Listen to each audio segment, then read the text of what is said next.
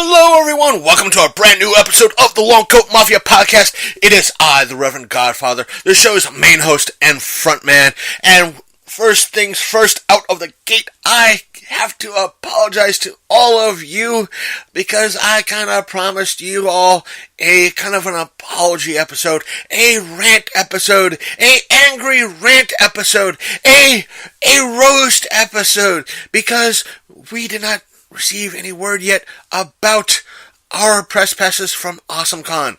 But because we do not have all the information in yet, we cannot give you what you deserve, what I promised. We should be getting a word, honest to God.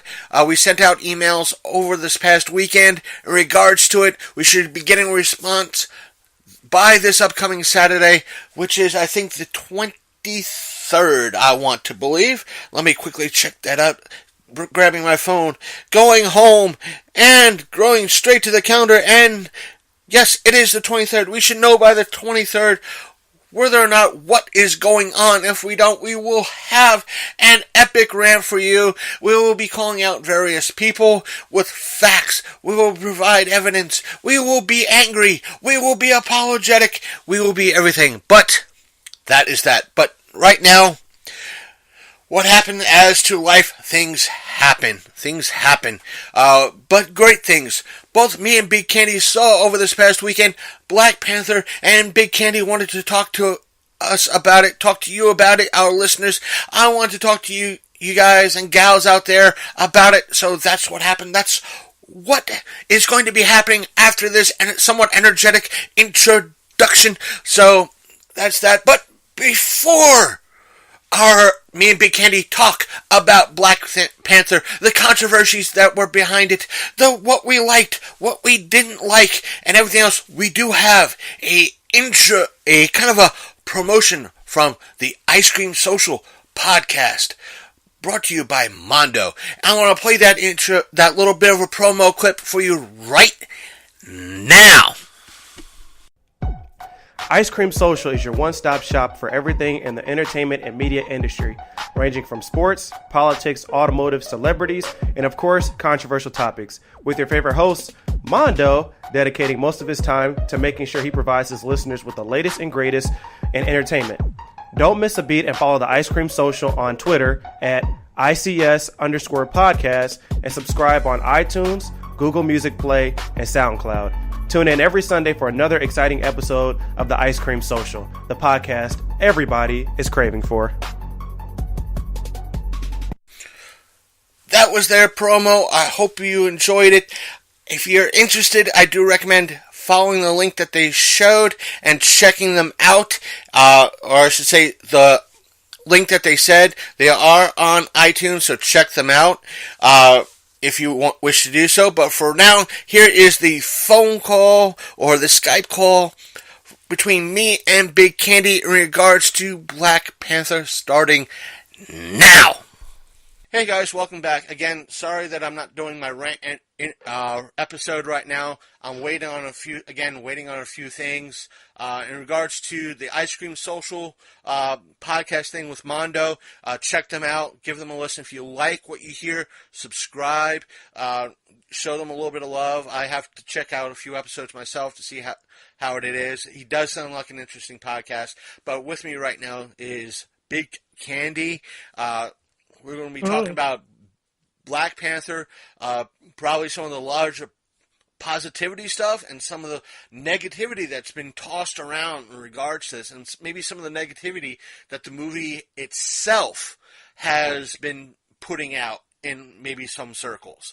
So I'm going to hand it off to Big Candy a little bit to see what he's heard, and because he's seen it too. I've seen it late last night.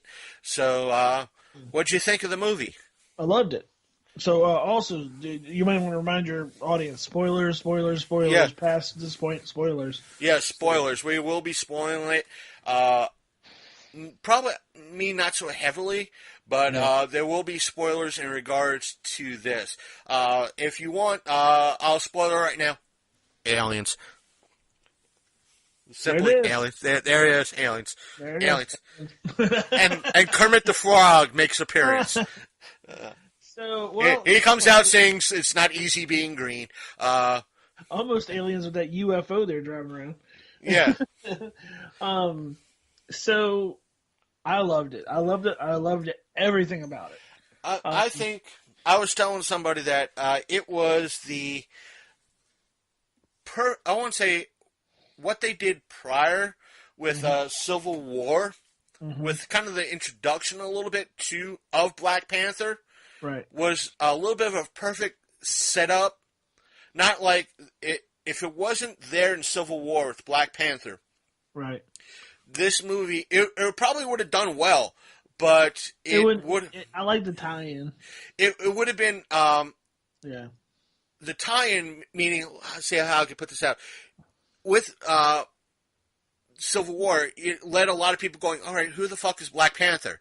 Yeah. And because you get kind of a good primer or a good preface. It wasn't there. It was like just not even Cliff Notes version of who he is and Wakanda and everything. This was just a full-blown novel. Granted, or I would say a larger expansion on that. It was Civil War with the introduction of Black Panther was a setup. This was the introduction, not really a backstory, but a great way to further dive into the character. Right. While giving a little bit of a history to it. And where he comes from and why he is what he is. And, the whole, you got the whole story in the first, 10 minutes or 5 minutes of the movie. Right. Of his whole background and everything. And I thought that was great. What am I going to say? I liked Chadwick Boseman a lot as Black Panther, but I think, and you may agree with me on this, but I think the standout in the movie was Michael B. Jordan as Eric Killmonger. Because, in all honesty, he was kind of a scene stealer, and his story, you could almost tell his story separately. And actually, it was a bad guy that you could kind of be like, oh, okay, that's why he's so bad. Because I don't know, how am I going to say this? You see how even the good guys are flawed in this movie. Right. It wasn't like ultimate good versus ultimate evil. There was a very big blurred line, and I like that. I like the fact that everybody's got dirty laundry in this movie. And what comes out is what's for the greater good. You know what I mean? Right. It doesn't just it doesn't treat fans like they're stupid. It actually gives a realistic view of real problems and how even though like Wakanda, the whole nation, if you look at it, was just pretty much like a black ethno state.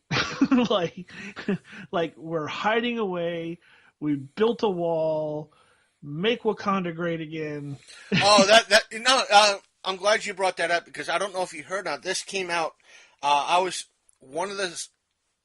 thinking of unsubbing from the group on Facebook, because they've become way too virtual signaling. It started out as one of these types of groups that shared, let's say, I don't want to use it. They would normally share a lot of the sexy cosplayers. Okay. I'll put it like that without calling out names. They would share that. If someone dressed up very provocatively, they would share it. But recently, they've gotten very heavy-handedly with virtual signaling, and oh no. We'll come back to Black Panther for a second, and one of the things that they brought up was the CW aspect of things, and I stated, all right, this is the case of one of the reasons why they're doing it, and it's their version of virtual signaling. It's not because anybody's being, homophobic or bigoted. It's the constant hammering down of, hey, look at us. I am insert diversity item here. Oh, okay. And I was doing, that's what they're doing, and it gets annoying, and people are walking away. Right. And I said, and shows like this that's catering to a wide public can't pander to 50 or so people, and that's kind of how I worded it. And that's the words. One of the words I used was they can't pander to like 50 people.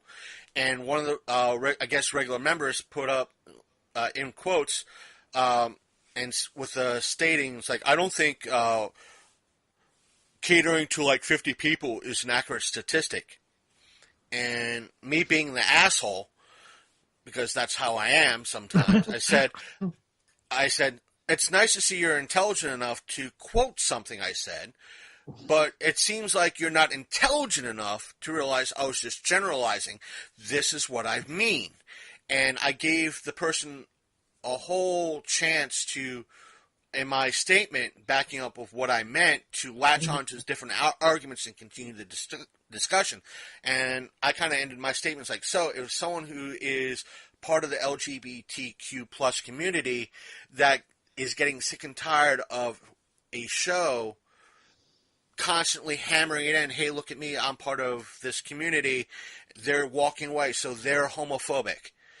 And if a show is hammering too hard in regards to, look at me, I am a member of diversity, they're bigoted too.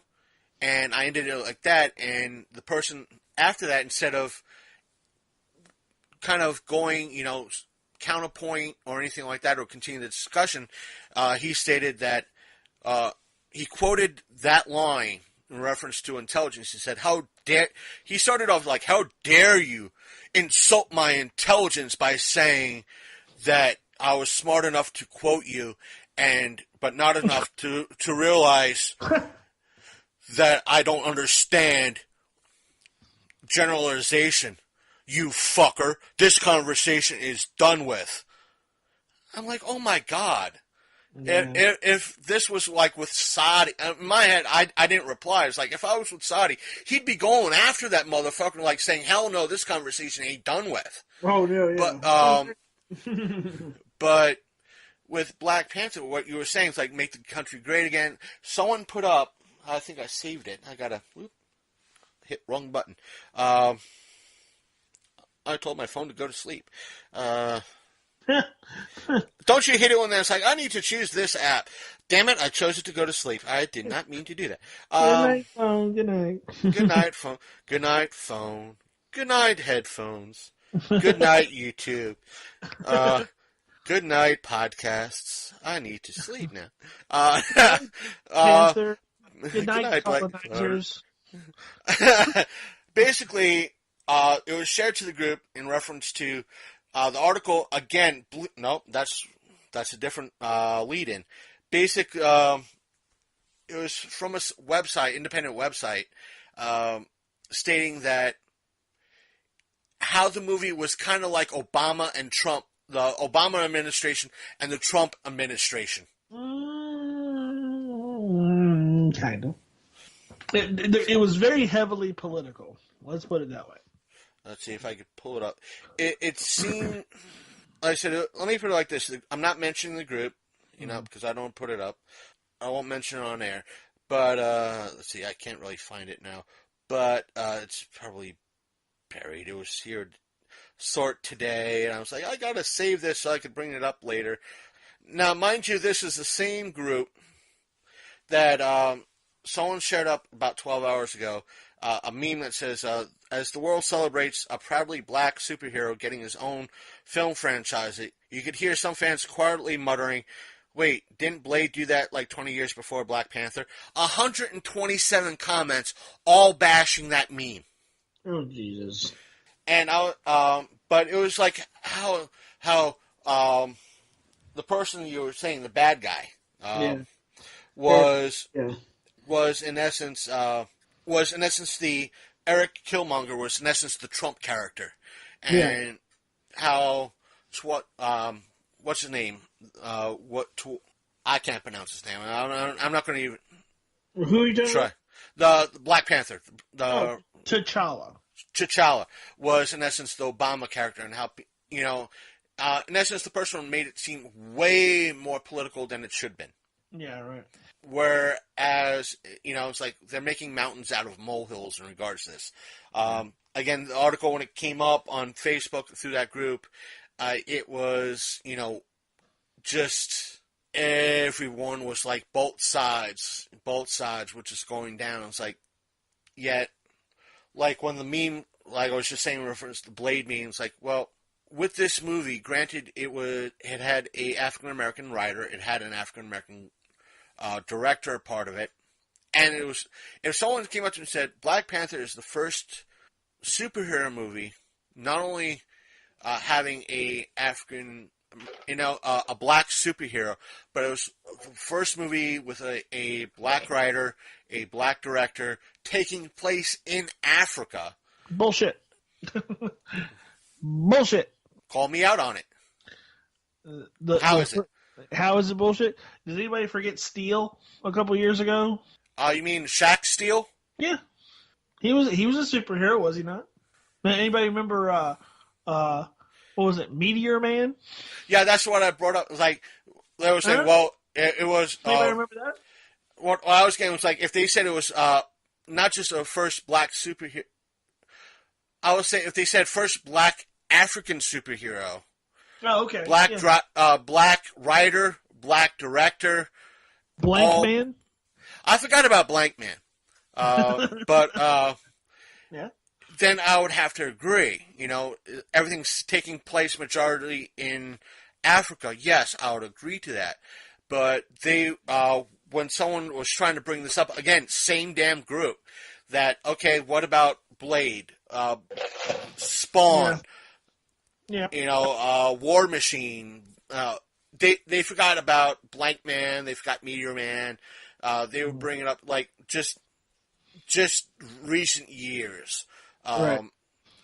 But they said, well, who wants? Those movies are unimportant, and those superheroes are unimportant because who cares about second bananas and sidekicks? In essence, saying War Machine is the second banana. And in essence, a sidekick to Iron Man.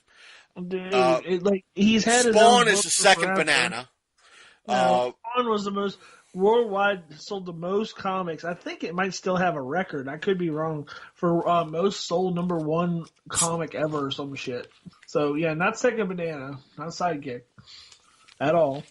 But Yeah. I mean, If they went to a little bit more specific and said first black superhero in the MCU, major superhero in the MCU, yeah fine. I can deal with that. That's fine. But saying, or in recent years, fine. Yeah. But there has been, it's like the whole case with Wonder Woman a few months ago. She's very strong. We need a very strong woman character or heroine right now. What's more to the point, and something I think a lot of people are overlooking with Black Panther? Black aside, he's kind of the first international superhero. Am I wrong? No, you're not, because I think... because everybody else on the team, as far as the Avengers go, they're all Americans? Am I wrong? Pretty much. I don't think... since, as of right now, Logan's not a part of the Avengers right now, or the MCU, and he's Canadian, but... They had the Russian girl, or what... the witch, whatever. Scarlet Witch. Scarlet Witch. Not Scarlet... Scarlet Witch. But I mean, as far as like a starring role in a movie, right? I guess he's the first international superhero, maybe. On the forefront and with a male lead, right? So but not to bury the black thing, No. Was it a step forward? That kind of, because if you want to look at it like this, that in regards to a black superhero that was one serious because Blank Man and Meteor Man were more comedies than anything else. Mm-hmm. First serious black superhero in the MCU in recent years that, it's what we needed now. It wasn't making a joke about anything. Right. And it took itself seriously as a movie. And I mean, if you want to go with the black angle on it, it was a very important movie as far as like a black movie being made correctly. You know what I'm saying? Where it wasn't a lot of stereotyping and a lot of, you know what I'm saying? Right. There wasn't a lot of stereotyping in this movie. It showed proud black people doing the superhero thing, and as well as being a king, and the guards women, who were loyal to Wakanda. As far as I'm concerned, what's her face? I always can't remember her name. That's one of the great lines I heard in that movie was, I'm not loyal to the king. It's when Eric took over. It's like, I'm not loyal to the king. Right. I'm loyal to the country. That's why I'm doing this. Right. And she was, you had a lot of strong female, I won't say leads. Right. But you had a lot of strong female characters in this. Yeah. That they didn't take shit. And they were equally strong, and they were just as strong, and in their way. Where you had again, for the sake of argument, Black Panther would listen to his bodyguards, which were all women. Yeah. It's like, what do you think? And what do you think? And he respected his sister. Yeah, and his sister, who was like, she was their top scientist and stuff. Yeah, she was. I want to say the female Q for the James Bond reference. She was a good female Q, which means she knew medical stuff. And probably one of the best lines in the movie. Well, actually, two of the best lines in the movie came from her. First was, "What are those?" Right. And she pointed to his dad's sandals, and then the other one was when what's his face? The character, the CIA character, startles her, and she's like, "Oh, don't do that, colonizer." That shit had me rolling so hard.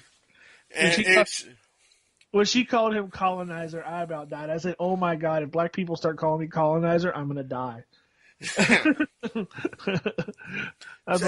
had a lot of great. It wasn't really insulting to anybody else. It was right. Well, no, it was. I mean, it was a completely like, if you take it as that's how they look at white people from that country, because you gotta look at it as the point of they are what happens when Europe never invades. Never really has any influence over Africa. Right. They are like untouched. So what they see from their point of view is white, colonizers, people that just take over the globe.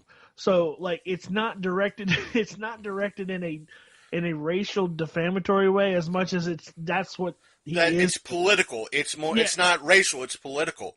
And it was just really funny because of how we look at it. So I thought that was one of the other great lines. Yeah, it was especially with that character, even though it's Bilbo Baggins pretty much playing the character. Right.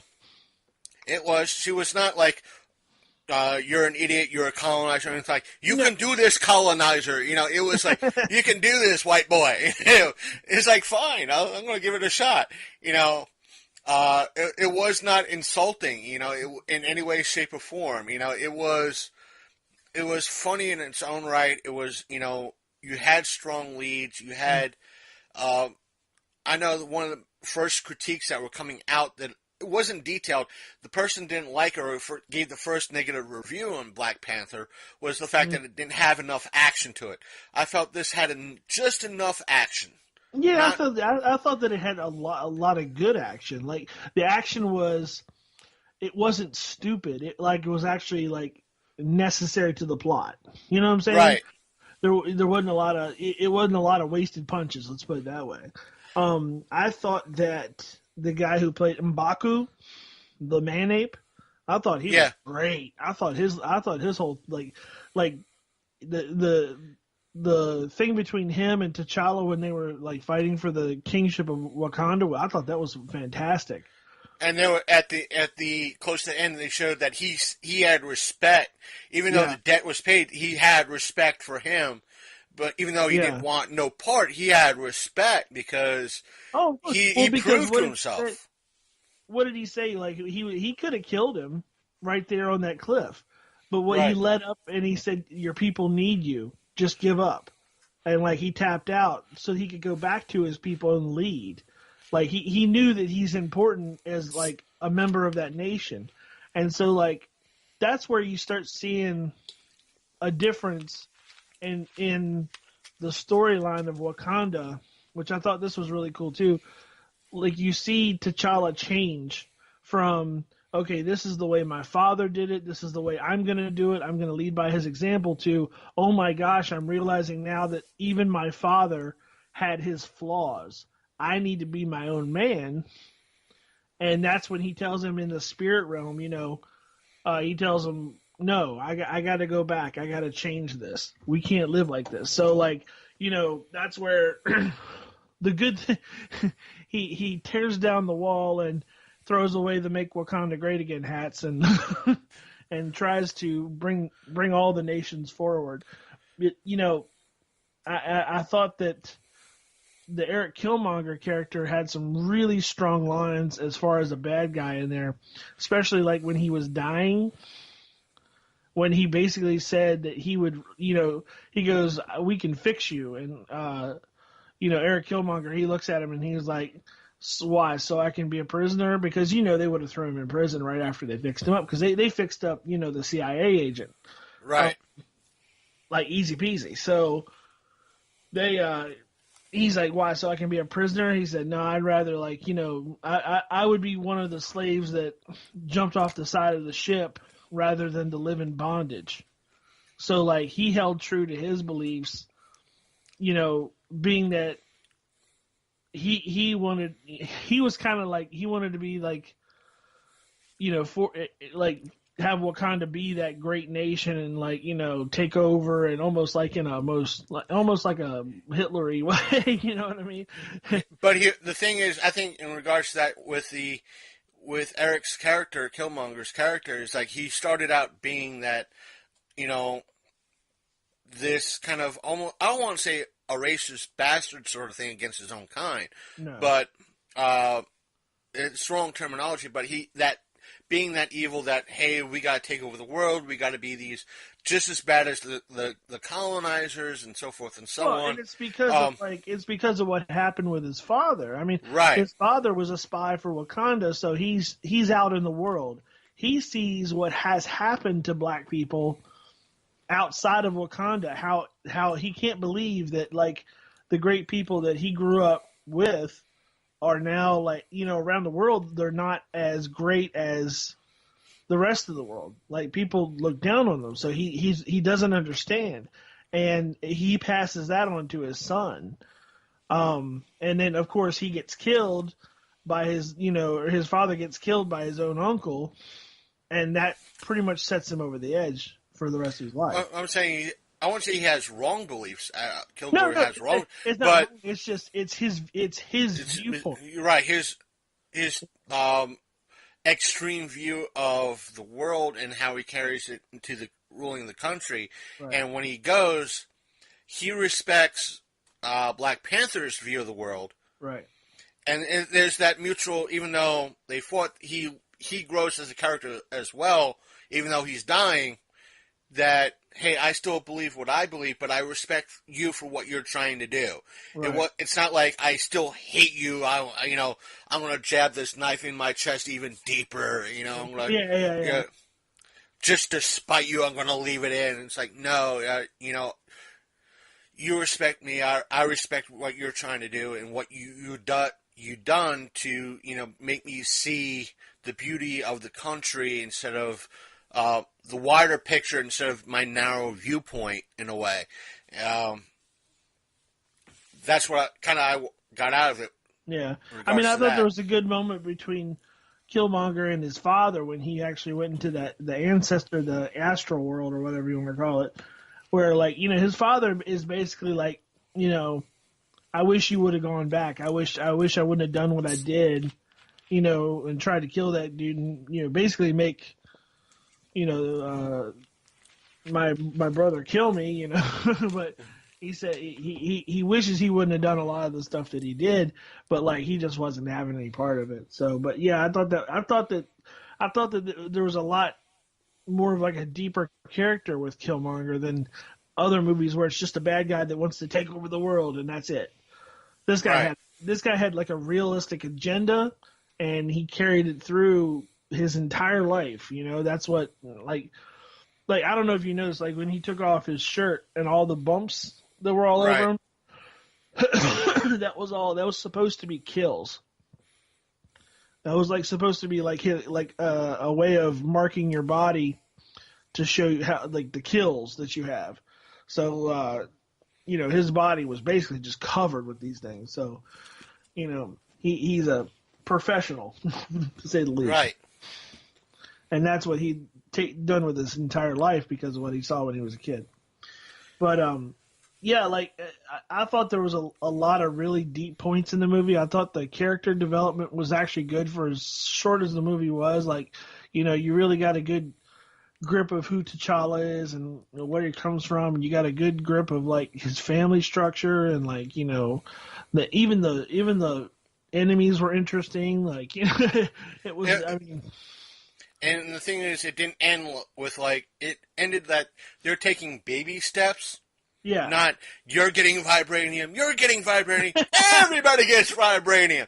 But it was like, okay, we're kind of correcting the problem that my cousin had, or what my cousin went through with this, you know, science center in the kind of the middle of an urban community that needs it.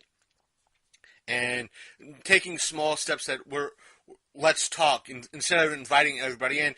Okay, we're breaking down walls to talk. Let's discuss now. We're looking to expand to reach out because again it wasn't like how dare let's hate each other. Let's take down the walls. We're here to talk and have a conversation.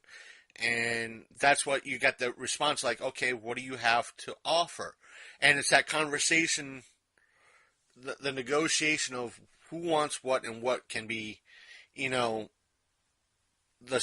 baby steps. That's always a good thing. Not, the over comical extreme of, oh yeah, like I said, you get vibranium, everybody gets vibranium.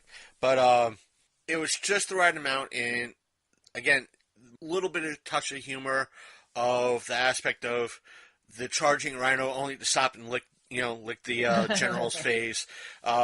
Stuff like that. It was done just right.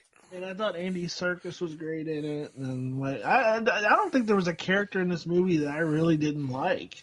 To be honest with you, I think everybody was a good developed character. Like even Forrest Whitaker. Yeah, there was a few times I was like, did he just give that character the infamous Forrest Whitaker eye? But once you hear that joke and see that joke being played out, oh man, that gave me Forrest Whitaker eye. You cannot unsee that joke. But yeah, I thought Denai Guerrero was really good in it. What's her name from Walking Dead, Michonne. I thought she was just fantastic in this movie. She was awesome. I don't know. I don't really have a bad thing to say about it. I think the movie learned a lot from itself. Right. You know what I mean? Like as it went on, like you got the character develops strongly into a new character. Aside from how he used to be, and then he realizes he can't be the way he was. I think you're going to see a better character in the future. I don't know what people's problem with this is. I know that there's been a slew of bad reviews. Like I said, I have not paid attention to any of them because I wanted to give mine first before I actually sat down and watched some of the bad reviews. And I didn't want it to twist my opinion at all, so I just kind of, I've kind of stepped away. I didn't see any review. I like yourself. I didn't see any reviews in regards to this yet. I do know, as of this recording, which will be dropped, or when you guys and gals hear this, the results as of... Yeah, this recording's last minute, folks. As of today, Sunday, it has achieved... The numbers are out. I don't know why they put them out on Sunday, but as of today... It's Black Panther is of course the number one movie. Its total for the weekend is 100.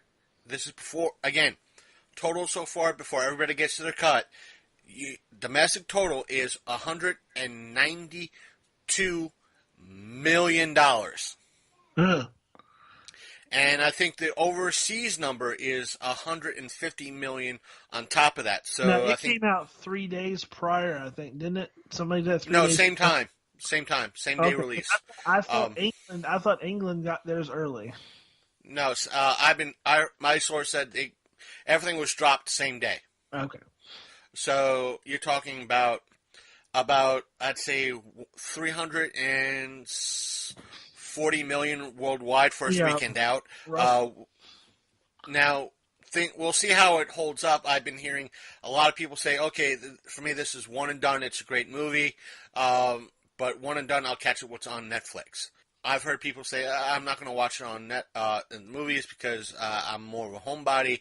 And a few people getting kind of verbally attacked saying, oh, how dare you just wait for it to come out on Netflix or Redbox.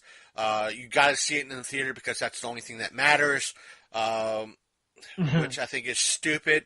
Because watching it on Netflix or through Redbox still...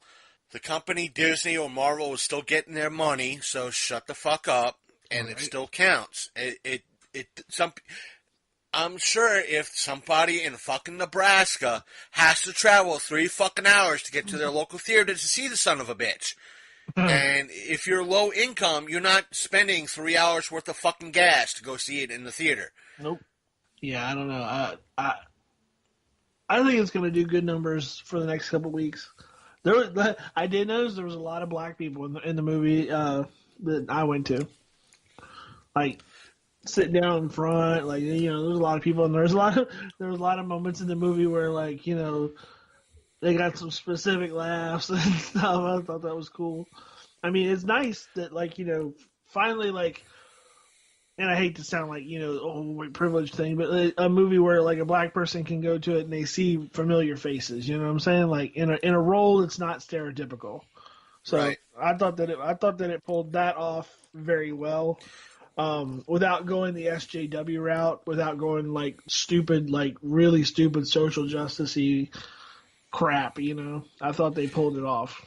Again, this kind of would lead to one of the other topics that was brought to my attention. My theater was kind of almost an even mix.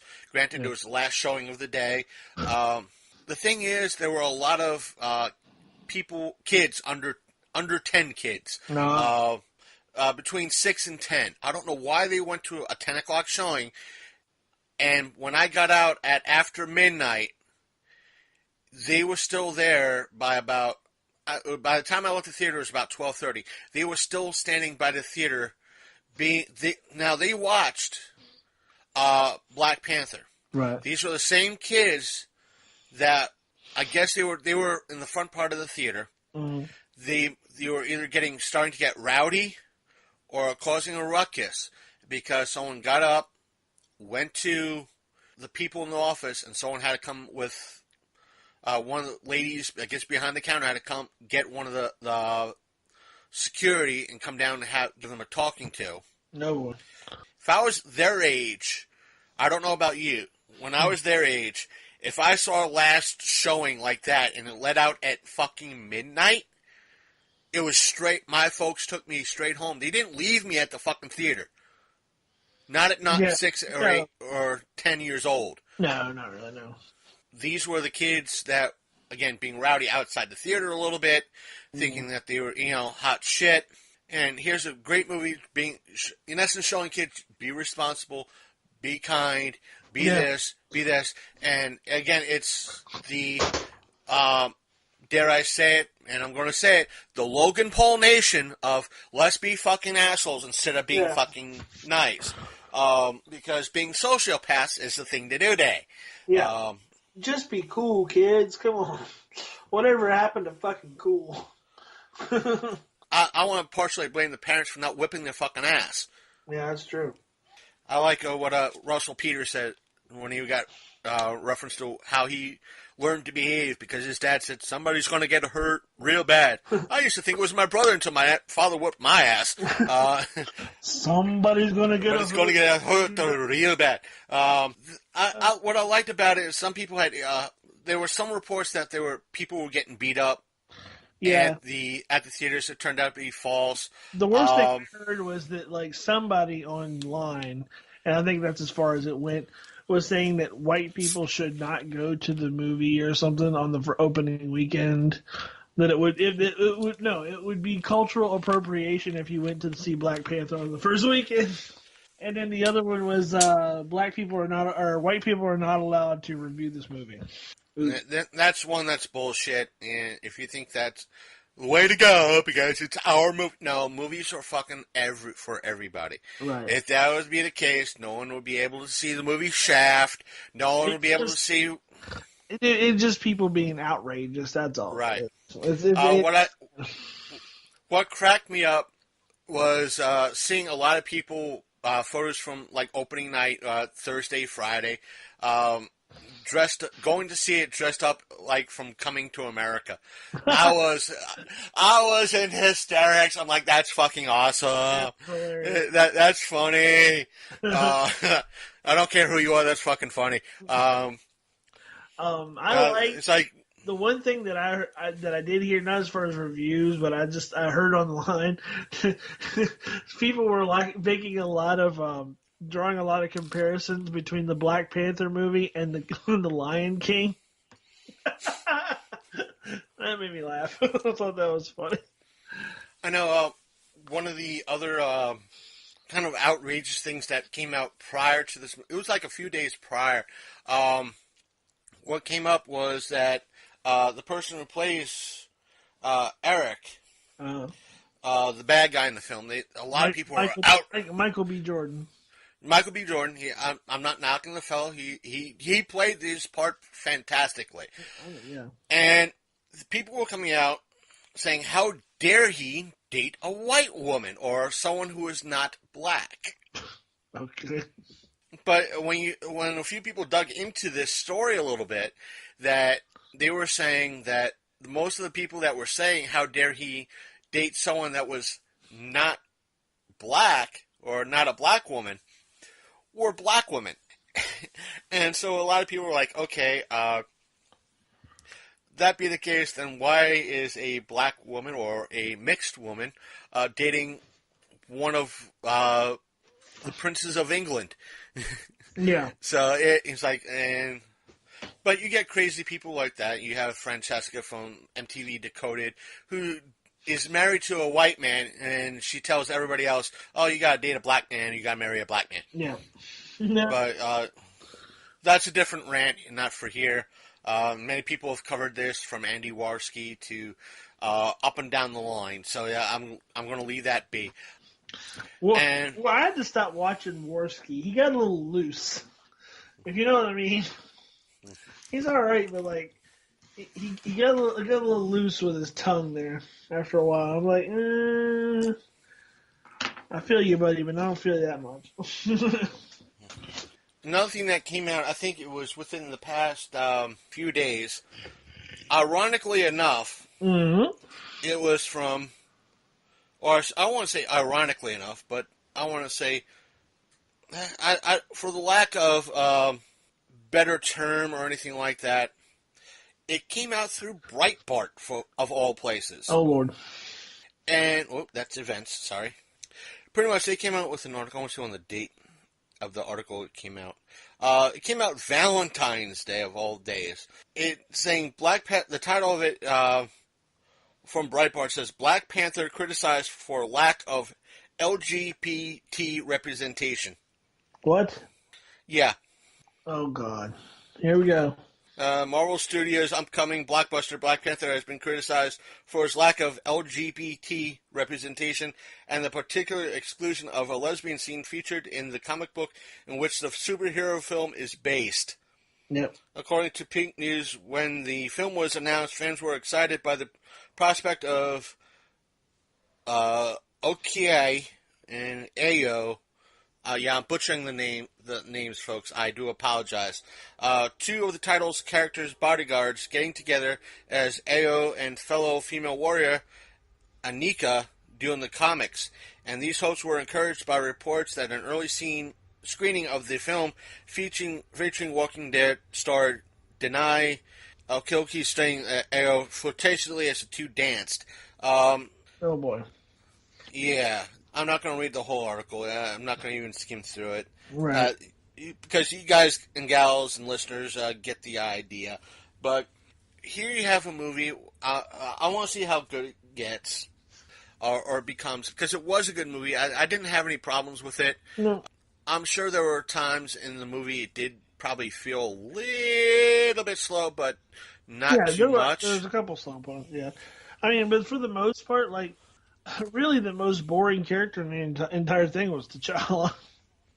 Like, everybody else had pretty exciting, roles, but he was like, meh. I'm the king, now I'm dead. So, it was alright. I liked it a lot, though. I thought, as far as, movies go, as a total, as a whole, I thought it was better than the original Iron Man. And I'm willing to say that. It was a little bit better.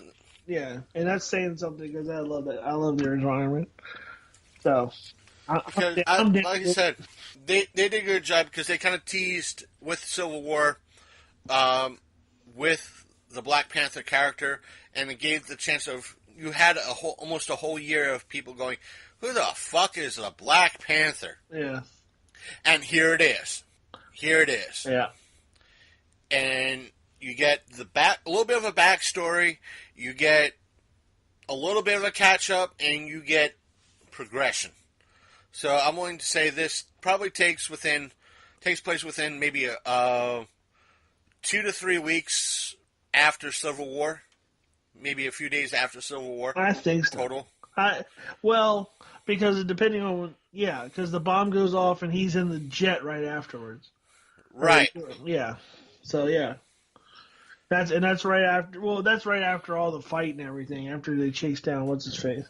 So I'm willing to say, with the fight at the airport in Civil War, if you haven't seen Civil War by now, it's on Netflix and everywhere. Freaking videos are sold and rented. So this is your own damn fault. So I ain't spoiling that. I'm spoiling that shit for you too. He has the fight with at the airport, and after that, it takes some time after that. So the fight at the airport, since we see Black Panther in this throughout pretty much the whole movie, for the exception of when he falls off the falls and is presumed dead, he's been in Wakanda the whole time, pretty much. Yeah. Yeah, it takes place within maybe about 3 or 4 days after Civil War. The only thing is, I don't see the timeline. I don't know. Maybe I'm wrong. I can't. I was trying to see the timeline, but it seems off with Guardians of the Galaxy because, well, I don't know. Maybe I'm wrong. There with Guardians of the Galaxy, Volume 2 takes place. Still a year or two back, still 2 years back, like maybe 2015, 2016. Oh, okay, that's true. So, okay. So by the time Infinity Wars starts, and you're going to see Thor meet up with the Guardians and the ship. That's what you see in essence the trailer, right? Of Thor Ragnarok. Oh, speaking of trailers, what trailers did you get with yours? I got Han Solo, and That was a better trailer than the one that they put out before. I want to say I think there was another Marvel trailer in front of it too. I want to say Infinity Wars, but I don't remember. It was the one I remember seeing Han Solo, and I want to say Infinity Wars, but it was kind of mostly a teaser, what we kind of know already. Yeah. It's the one I think coming up prior to Infinity Wars. Almost forgot. Did you stay for the after credit scene? Yeah, both of them. Right. So what did you think? I thought that's what I meant with the UN scene. That was like that was the mid credit scene, and the the tail end scene, the one with Bucky. At first, I thought they were trolling everybody, kind of like what they did with Marvel with Homecoming. Yeah. Like, why are you still here? Yeah. Yeah. At first, I was like, if they're trolling us again, that would be fucking brilliant. But the funniest part, yeah, I think you had to go to Alamo to see it. I don't think they did it with any other screen. Was he walks up, or him and the girl who plays his sister, they walk up to the camera and like she's eating something out of a bowl, or he's eating something out of a bowl, and she's like, "You got to be quiet. You're in the movies. It's our policy." And she like grabs like his butter knife or something, goes under the counter, and she gets a glass of water. And what was it? Oh shoot, I forget. What was that saying? the ending scene we got was. Oh, no. Have, I'm thinking of. Oh, I'm so stupid. I was thinking of the wrong thing. I was thinking of the stupid other movie I watched.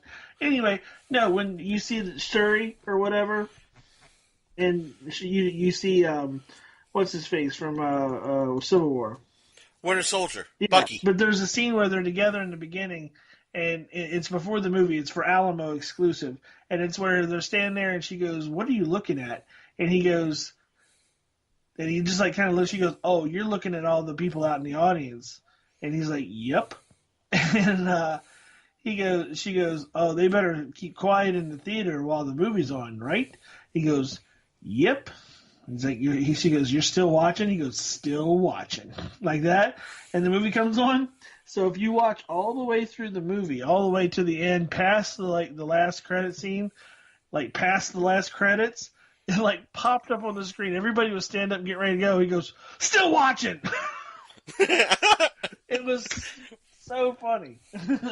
That must have just been an Alamo exclusive because that's you. Oh, I wish you lived more like closer to Winchester, so you could go. You can see because they do a lot of fun stuff like that. Got the final one with Bucky and the kids. That's what I meant with like how it seemed like it was trolling because you had the three kids just looking at the camera. Yeah, and they're like, "Oh, don't tell me they're going to troll everybody." I hope if they do troll, I hope it's done well. Right. And it's just like that's when you see Bucky just sit up and walk outside and everything else. So it would have been nice if Bucky was like, "Yeah, I'm watching you guys. I hope good to you guys stay." Yeah, that would have been funny. But yeah, no, it was pretty great. I don't know. What was it? The one thing? Yeah, I don't know. I didn't care for the post credit scene on that one that much. I thought it would be a better one to do like a really good Infinity War one, considering that's the next movie coming up. But whatever. What do I know? You know, that brings me up to a statement. That's what kind of pisses me off with a lot of like the DVD extras nowadays. Yeah.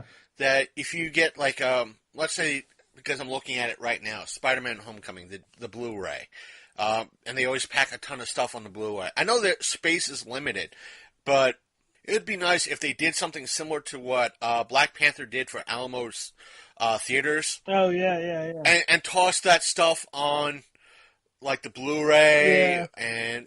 You know, just because not everybody sees that shit, you know? They do some really funny ones. Like, I mean, there is some straight up hilarious ones that they do, like with the characters from the movies, when they're just, the whole thing is it's always the little PSA to be quiet in the theater. And it's like, usually like if you make noise, if you get out your cell phone, Mark Hamill will get up and rip out your throat. You know, it's like, seriously, it's stuff like that. It's the funniest stuff. So I would like to see more of that. More of something similar to. Granted, it would be easier to do in the big theater. Yeah. But a small theater like the Berkeley Theater, Well, which is only like a $5, $7 theater, you're not going to really have that. But yeah. I mean, you just. I hate to sound like such a freaking like shill, but like you don't get an experience like the Alamo. I am so spoiled going to the Alamo. Like it's ridiculous. I have Alamo privilege. It really is. Like if we went to go see Thor Ragnarok at a quote unquote regular like Regal Cinema Theater, and we couldn't stand it. We thought it was crazy. We were like, this is weird. There's no table in front of us. What's going on? Where's my hamburger? I can't watch this movie without my hamburger. my hamburger and beer. I want a hamburger and beer, damn it. I did. Yeah. I was like, man, I want a hamburger and beer really bad. I was like, And they're making me eat popcorn stuff. popcorn and pretzels and hot dogs. How dare they? What is this? This is like prison. You'd be asking me, like, why are you getting... I'm getting flashbacks. Why? New Jersey strip club. Oh, dear God.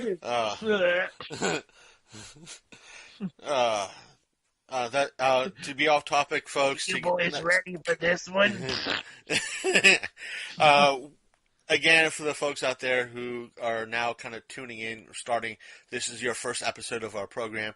It was my first Wizard World experience.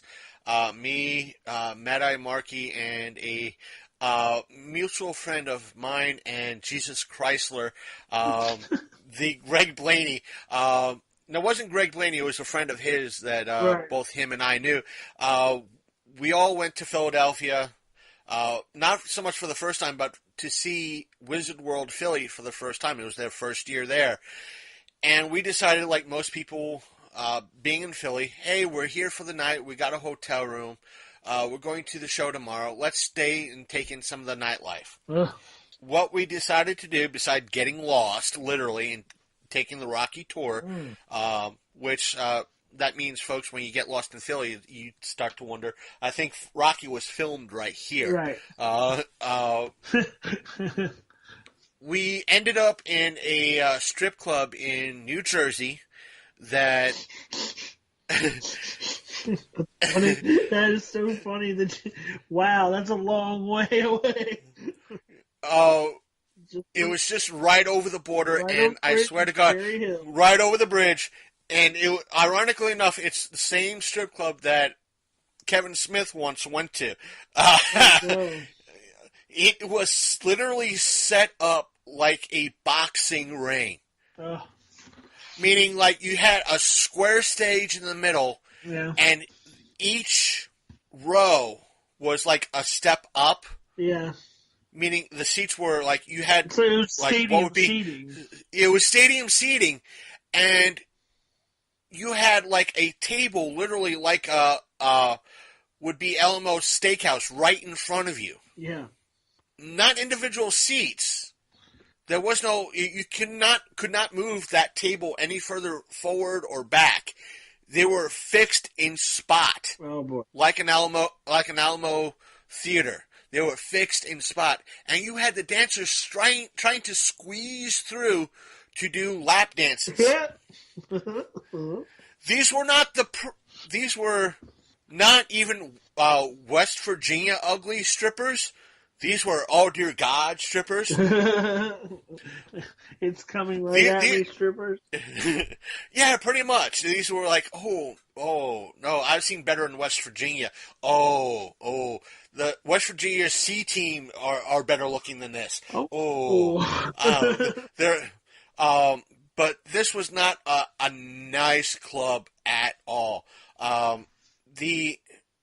The guy that we were with, Blaney's and mine's friend, he was in the back room, the VIP, probably a VIP lounge, for a better part of an hour.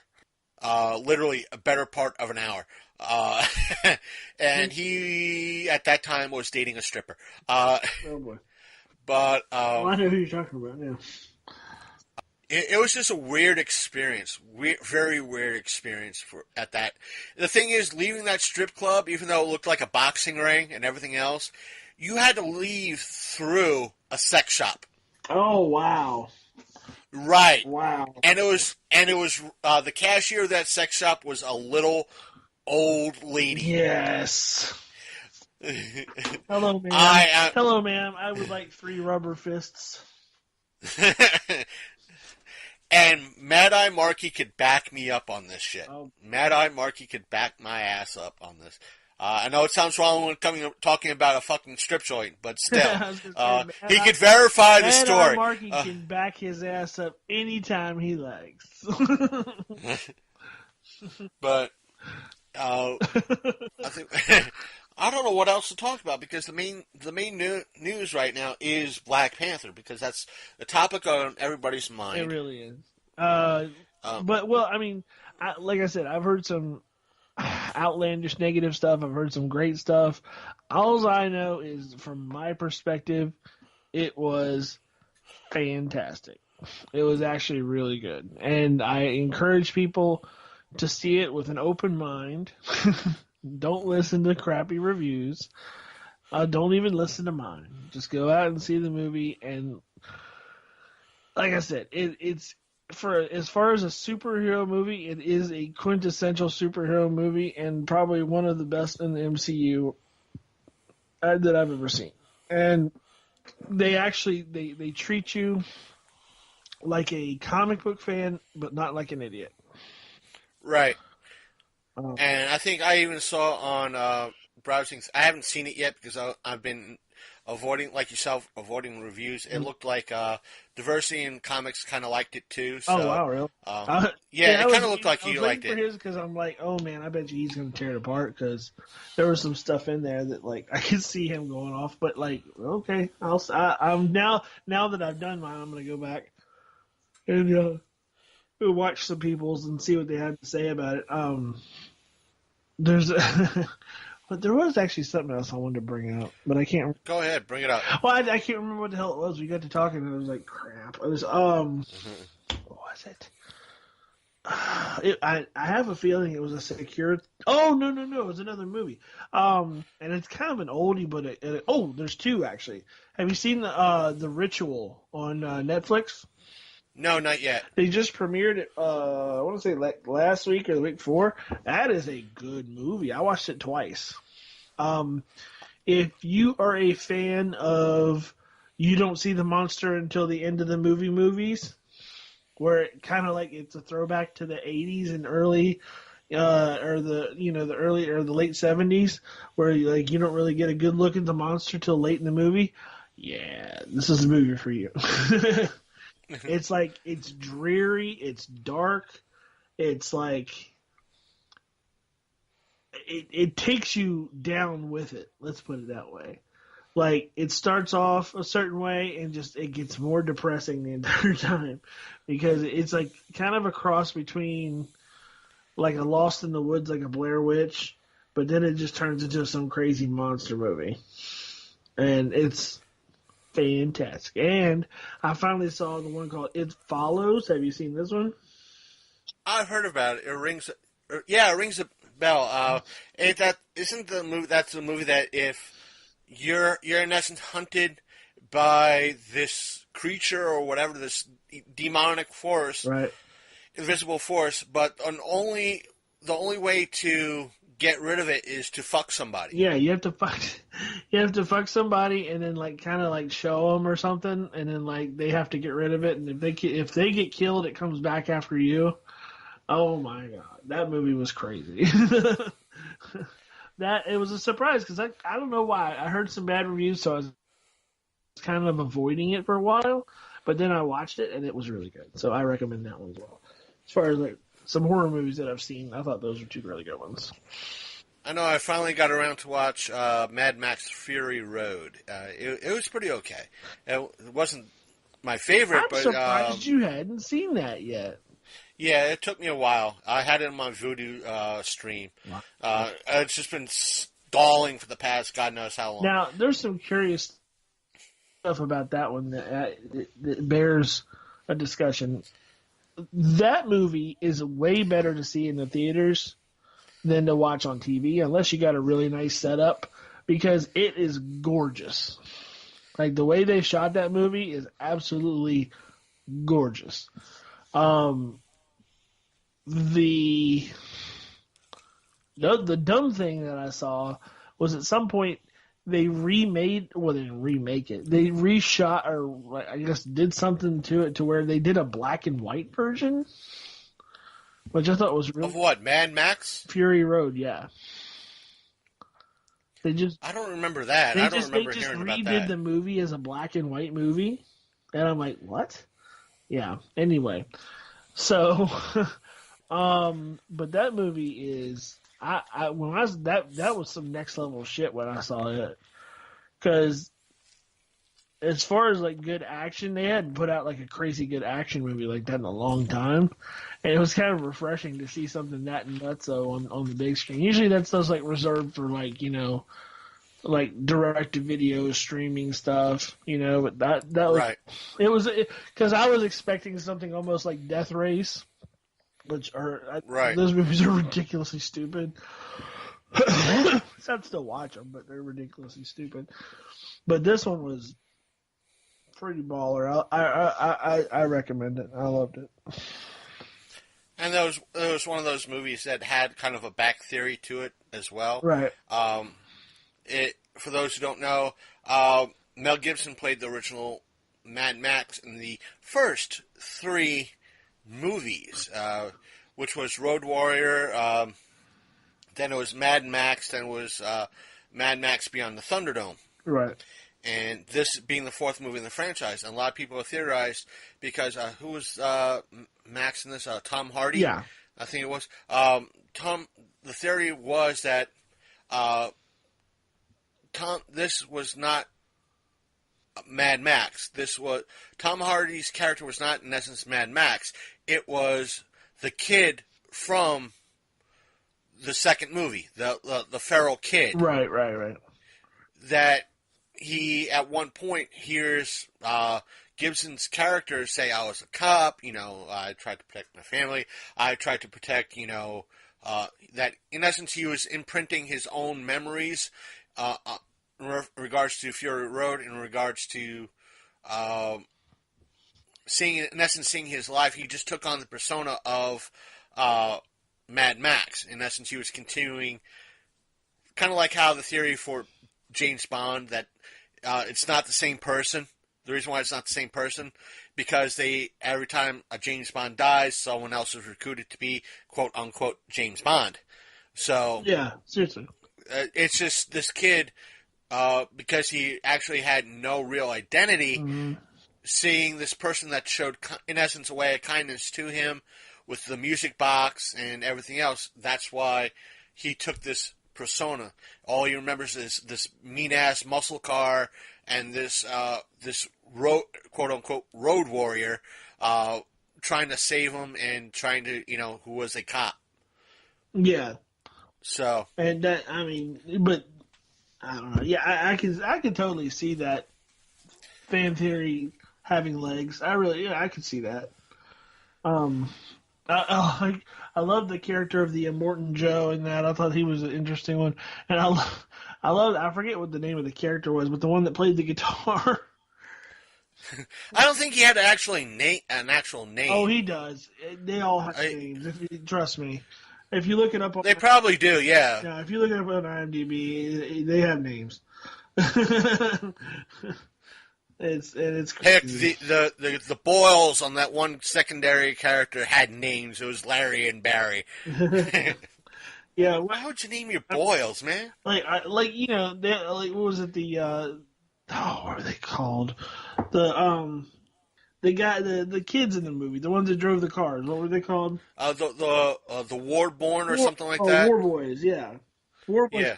Go online. There's War Boys fan fiction. There's like tons. Wow. Tons of it.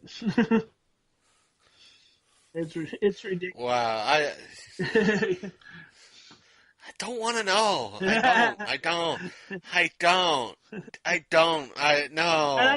No. I don't mean like that. I mean like it's just regular fan fiction, not like the War Boys touched each War Boy's wiener.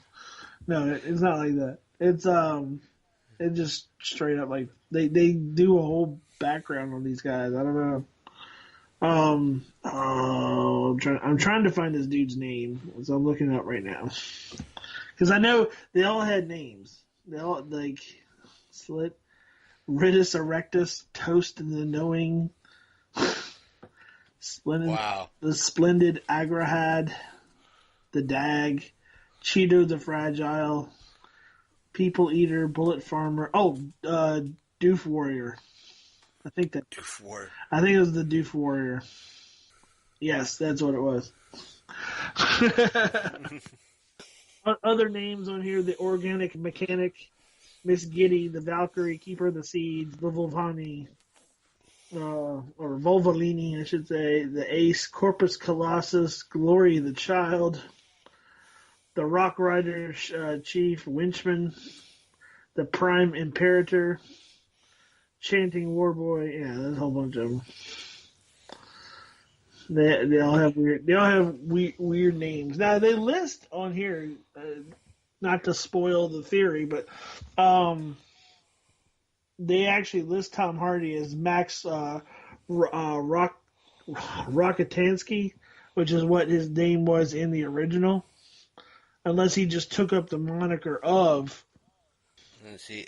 There's news came out today's the 18th. Yeah. Still. Yep. Yeah, it just seems like a mid-season finale or rap party. Has 8 more episodes left season. Yeah, it's just a mid-season wrap. The the title of the article was very misleading.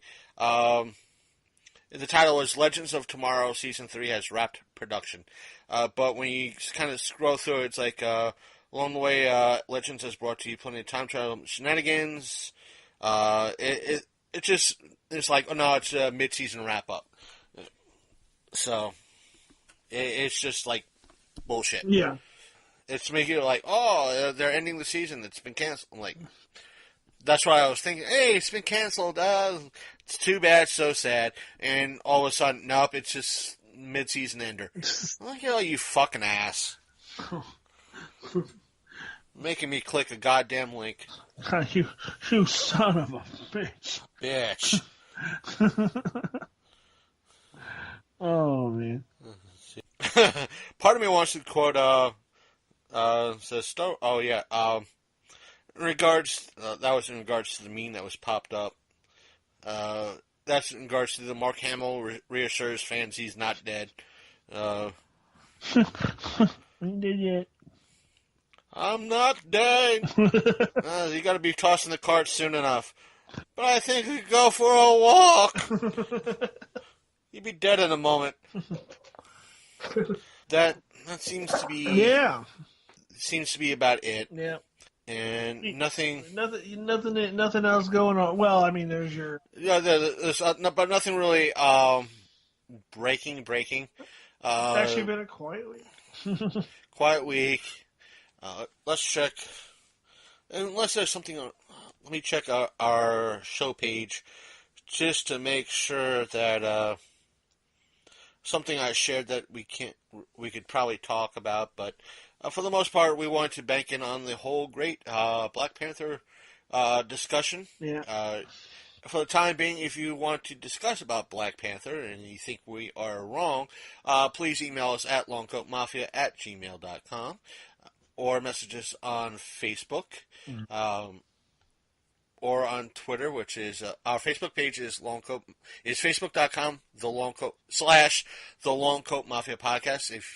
Despite my rented, tired lips, I will be repeating all our links at the end of the show again, and a good chance the links will be in the description of the show as well. So, for sure. Sword Art Online being a mean to light of action Netflix series. Again, I'll repeat my statement I put up on Facebook, and anime fans will hate it, like they always do. Oh, here's a live action. We hate it. They're all white people. They're white. How dare they put a white character? insert same bullshit that they did for Death Note and Ghost in the Shell, which I've seen, and it's not bad. It's not bad. A lot of nods to the original anime. Yep. As a fan of the original movie, my ass did not hurt while watching it. Oh, it should have, though. Yeah, a lot of people would say, "Oh, your ass should have." If you're a fan of the original movie and the series, your ass should be sore than hell. No, it wasn't. I enjoyed it.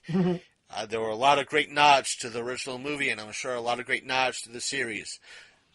I didn't get butthurt. I'm waiting to get butthurt over Battle Angel this summer. Yeah. I don't know what I'm waiting to get butthurt over. I don't know. I know you said on the show there was going to be a RoboCop, not reboot, but sequel. Yeah. That kind of makes me a little butthurt. I think there's the Predator. There's a Predator movie coming out this year. Yeah. Wait and see. There's a lot of movies coming out this year that I want to check out. We will probably in some way check out some way, shape, or form. Another little note that happened this week that came out roughly Tuesday or Wednesday of this past week is that the CW is expanding their programming to Sunday, which means what we're getting content-wise, I don't know.